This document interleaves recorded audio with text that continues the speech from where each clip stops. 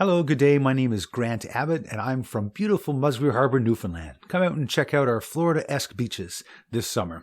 Some of you may or may not know, but I was the subject of a human resources investigation only 3 months after I got elected into office as a municipal councillor.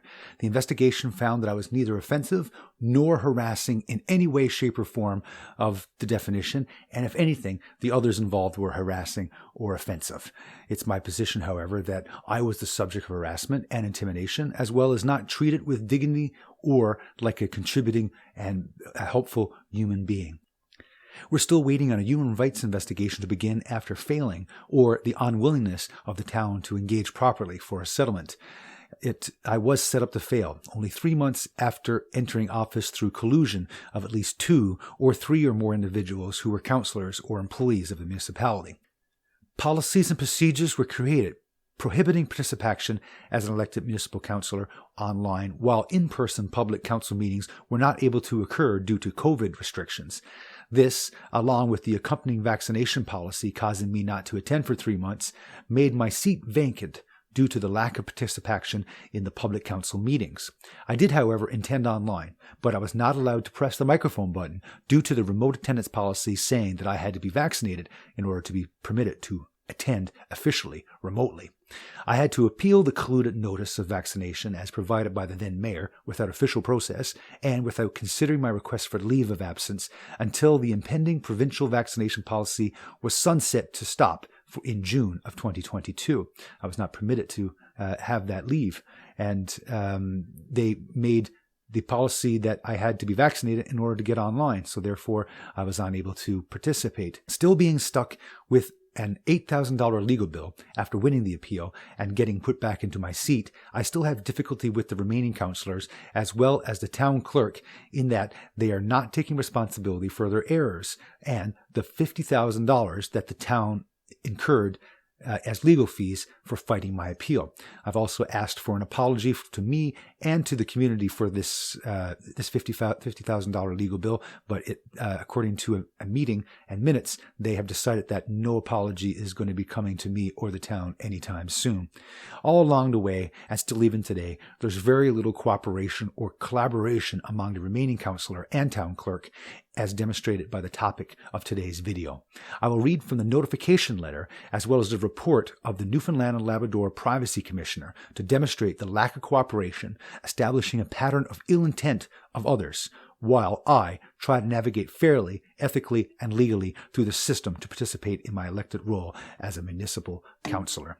If you take a look here at the letter provided by the Office of the Information and Privacy Commissioner, Newfoundland and Labrador, dated today, July the 12th, 2023, the subject is complaints under the Access of Information and Privacy Act 2015. And the file numbers are listed there. The letter sent via email reads as follows. Enclosed is Report A 2023-033 outlining my findings on your complaints under ATIPA 2015. The report has also been forwarded to the town of Musgrave Harbour. The head of the town must notify you and the commissioner of its response to the report within 10 business days of its receipt, in accordance with Section 49 of ATIPA 2015. Failure of the town to respond within this time limit is deemed to be an acceptance of the recommendations. If the town decides not to comply with the recommendations, the head of the town must, under Section 50 of ATIPA 2015, apply to the Supreme Court of Newfoundland and Labrador within 10 business days of receiving this report for a declaration that it is not required to comply. If this occurs, you will be notified in accordance with Section 50, Section 3 of ATIPA 2015. If you are not satisfied with the decision of the head of the town in respect to the enclosed commissioner report, you may, under Section 54 of ATIPA 2015, within 10 business days after receipt of the head's decision, commence an appeal of the head's decision to the Supreme Court of Newfoundland and Labrador. If you commence an appeal, please note that in accordance with Section 56 of ATIPA 2015, you must name the town in your notice of appeal and provide the Commissioner and the Minister of Justice and Public Safety with a copy. If you have any questions about this process, please contact the office. It was signed by Michael Harvey, the Information and Privacy Commissioner. Further to this, we have a document, the actual report that has been forwarded along, and it's quite damning, actually. This is the information that I'm talking about, showing that they just don't want to cooperate. They just don't want to follow the rules, and they're making me out to be the bad guy when they just can't follow actual, real, established legal and ethical rules. They're just trying to cause me issues. You can see in this report. Here, take a look. The town of Musgrave Harbour failed to respond to 2 access requests from the complainant, and in addition failed to respond to the notification of the complaints or to repeated requests from this office. The Commissioner found that the town had failed to meet its responsibilities to an applicant and to this office under various provisions of the Act.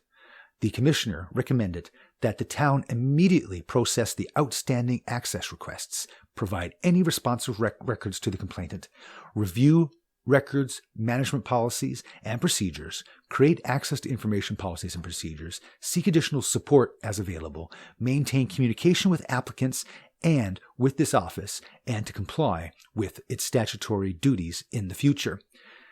It goes on and further states the background and how we got to this situation, and it's quite depressing, really. In recent months, this office has dealt with a number of matters with the town of Musgrave Harbour, the town, and involving the same complainant. In October 2022, in response to an access request made under the Access of Information and Protection Policy Act 2015, ATIPA 2015, or the Act, and subsequent complaints to our office, the town claimed not to have a copy of the requested workplace investigation report, although it was in fact in the possession of its legal counsel. Report A 2003-001 in January 2023 discussed this and recommended disclosure of the record.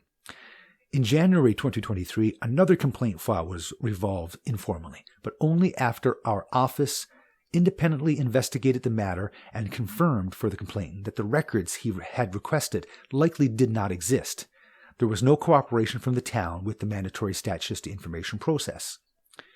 In February 2023, the town finally disclosed the workplace investigation report, the subject of Report A 2023-001, to the complainant, but with redactions, which resulted in another complaint to our office. The town did not respond to our February 2023 notification of the complaint, or to our repeated inquiries, or even to a summons under the provisions of the Public Inquiries Act served on the town on March 17, 2023. Eventually, we received a clear copy of the record from legal counsel retained by the town. When it was compared to the redacted copy provided to us by the complainant, our office concluded that all of the redactions were improper, and in Report A 2023-024 in May of 2023 recommended full disclosure. Neither the town nor its legal counsel have responded to the report, complied with the recommendations, or applied to the court for a declaration that it is not required to comply with the recommendations in the report A 2023-024. Meanwhile, in March 2023, the complainant had made 2 separate access requests to the town for certain records. The town did not respond to the requests. Therefore, the complainant filed 2 complaints with our office, which are the subject of the present report. The town had not responded adequately to our notification of the complaint dated April 13, 2023, or to repeated inquiries, even though our email system has confirmed that these emails have been received and read.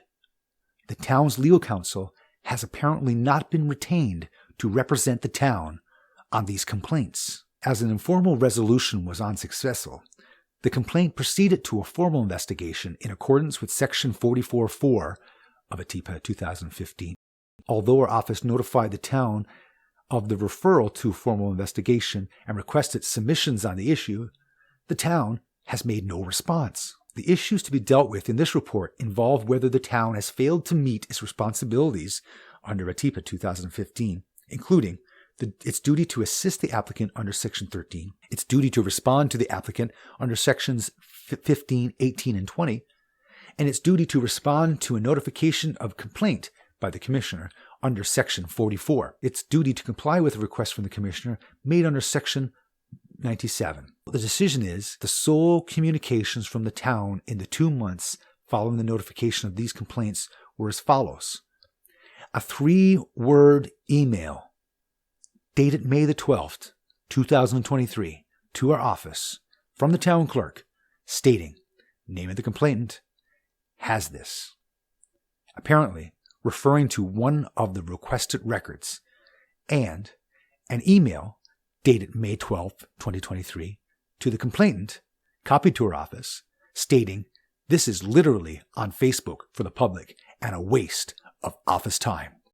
Attached to the letter are screenshots of Facebook posts appearing to date from January 2022, which are only partially readable and lacking context. It is not clear whether the records posted on the Facebook page are in fact records in which any of the complainant's access requests relates. Neither of these communications is a satisfactory or statute-compliant response, either to the access requests or to the notification of complaint. The Access to Information and Protection of Privacy Act 2015 sets out a complete process for the handling of access to information requests and complaints, with clear steps that are easy to understand and easy to follow. If the applicants and public bodies take care to understand and follow these steps set out in the Act, the results can be excellent. If a party needs assistance in navigating the process or applying to exceptions to access, assistance and training are readily available from this office, and especially from the Government of Newfoundland and Labrador's ATIPP office. These supports cannot be engaged if a party ignores or refuses to comply with the statutory requirements. In the present case, it may be possible that the requested records were already posted on social media at the time of the access request, and therefore might have been publicly available. The public body might then have been justified at the time in refusing the access request under Section 22 of the Act. However, this has not been established by the town, as it is their responsibility under the Act. Their town has made an allegation that the requester already has one of the requested records, but has made no effort to demonstrate that this is the case. In addition, any social media posts can be taken down at any time, and therefore no longer publicly available. So a reference to a post made more than a year previously is not an adequate basis for refusing an access request. The town has not, to date, responded to the complainant's access request in any way. The complainant waited for a statutory period of 20 days and filed these complaints after receiving no response, as he was entitled to do so. The town has not offered an explanation for its failure to respond to the access requests, and therefore we conclude that it has failed to meet the responsibilities under ATIPA 2015, including its duty to assist the applicant under Section 13 and its duty to respond to the applicant under Sections 15, 18, and 20. The town has also failed to respond to our notification of the complaint or to subsequent repeated requests. The town has provided no evidence of any mitigating circumstances. The town also appears not to have sought assistance from the ATIPP office, and we therefore have to conclude that the town has failed to comply with its statutory responsibilities as set out in Sections 44 and 97 of the Act. The recommendations under the authority of Sections 47 of the Access to Information and Protection of Privacy Act 2015, I recommend that the town of Musgrave Harbour immediately and in any event within 20 business days of receiving this report process the complainant's 2 access requests dated March 5, 2023 and March 7, 2023, respond to the requests in the manner as required by the Act, and provide copies of any responsive records to the complainant, subject only to any applicable exceptions to access.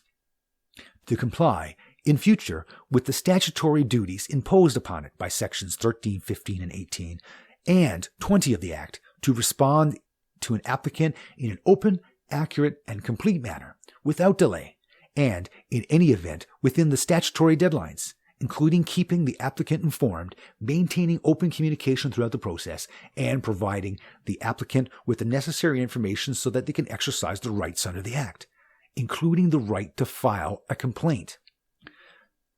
Comply in future with the statutory duties imposed upon it by the complaint process under Section 44 of the Act, and in particular with the duty to respond to requests made by the Commissioner under Section 97 of the Act.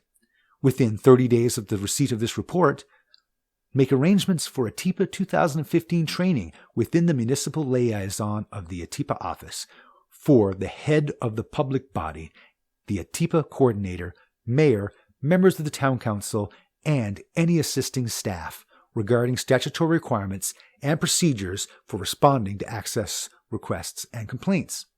Obtain additional support to help process access requests, for example, by seeking approval for time extensions from this office or support from the municipal liaison of the ATIPP office where necessary, and review and update record management policies and procedures, and create access to information policies and procedures in accordance with ATIPA 2015. As set out in Section 49(1)(b) of ATIPA 2015, the head of the town of Musgrave Harbour must give written notice of his or her decision with respect to these recommendations to the Commissioner and any person who was sent a copy of this report within 10 business days of receiving this report. Date it at St. John's, the Province of Newfoundland and Labrador, this 12th day of July, 2023. Michael Harvey, Information and Privacy Commissioner, Newfoundland and Labrador. So, taking a look at this report, you can see that if people were willing to cooperate and people were willing to follow the rules and follow logic and do things as you'd expect normal, cooperative, ethical, nice people to do, this would be a lot more easier, and we wouldn't be here in this position. It's very clear to see by looking at the letter from the lawyer in September of 2022 that they advised not to continue with any of this charade of fighting against me. And if they did take the lawyer's advice in 2022, we would only be at a $20,000 legal bill for the town citizens to pay, as opposed to a $50,000 legal bill. And as you take a look at all these settlements that I have posted, I tried to stop this in the beginning with just some costs of $5,000, an apology, cooperation to have normal conversations without yelling at people, without being aggressive, and be respectful to each other, as I'm sure any person out there worth their grain would agree with. I wholeheartedly believe that the ideals that most of these people out there think that I am against or opposed to, I'm actually for these ideas, and actually quite a cooperative and successful and collaborative person as established in my work history. But unfortunately, my reputation preceded me before I came to the office. What has changed since I ran for office and now? Well, I've been kicked out of office and $50,000 is on the table. What else has happened? I think some people are embarrassed. Some people have hurt bums, and they're reacting themselves or having other people react on their behalf. It's unfortunate. I came here to this town with my family to have a good life for me and my family, and to collaborate and to make this community better with all of the platform points that I had got elected on, and I still intend to do that. And I hope that the town from this point forward is willing to cooperate with doing what's right, having a special meeting to discuss the legal policies and procedures that still exist in regards to who owns the recording that are taken of the public meetings, in regards to copyrights that the town plans to put on them, and who is not allowed to make recordings of public meetings, as well as the ability for a town councillor to speak on Facebook. So this video, for instance, and all these details about what's happening, it's all got to be hush-hush. Nobody can know for a month later what happens until all the decisions have been made, and it's no point to complain about it. Anyway, when we get to the other side of this, and I'm able to be a human, I'm able to show you what I'm made of. I'm able to show you what I'm able to do. and how professional I am. I'm sure this will be all behind us, but we first need to get an apology from the members of the Town Council of Musgrave Harbour to both me, as well as the citizens of this town, as well as I need the town to pay the $8,000 that they had put on my shoulders for insisting to keep up this unfair and unwarranted legal pursuit against me and causing all of this distress with my family that's going to last for generations. But as I said, I'd rather live with the discomfort of the truth than live with the discomfort of a lie. So I'll see you at the end when the truth all comes out. God bless, and thank you so much. Take care.